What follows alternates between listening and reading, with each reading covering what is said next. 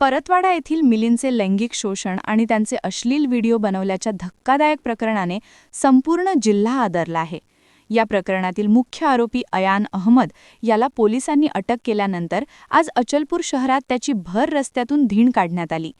यावेळी आरोपी अयानला धड चालताही येत नसल्याचं दिसून आलं. उतरेला चेहरा, मान खाली घालून लंगडत चालत असलेला अयान दिसला.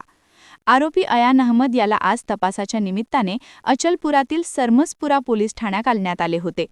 तपासाचा एक भाग आणि गुन्हेगारांच्या मनात भीती निर्माण व्हावी या उद्देशाने पोलिसांनी सरमसपुरा पोलीस ठाण्यापासून ते अयानच्या घरापर्यंत त्याला पायी चालत नेले असल्याची चर्चा रंगली आहे.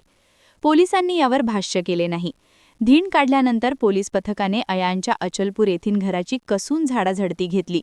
या झाडाझडतीमध्ये पोलिसांच्या हाती काही महत्त्वाचे पुरावे लागल्याची शक्यता वर्तवण्यात येत आहे.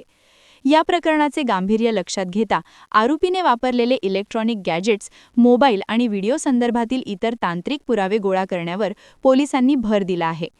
परतवाडा अचलपूर शहरात या व्हिडिओ प्रकरणामुळे तीव्र संताप व्यक्त केला जात आहे.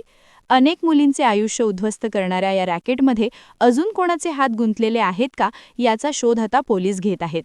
आरोपी अयान अहमद याला कडक पोलीस बंदोबस्तात ठेवण्यात आले असून न्यायालयीन प्रक्रियेनुसार पुढील कारवाई केली जात आहे.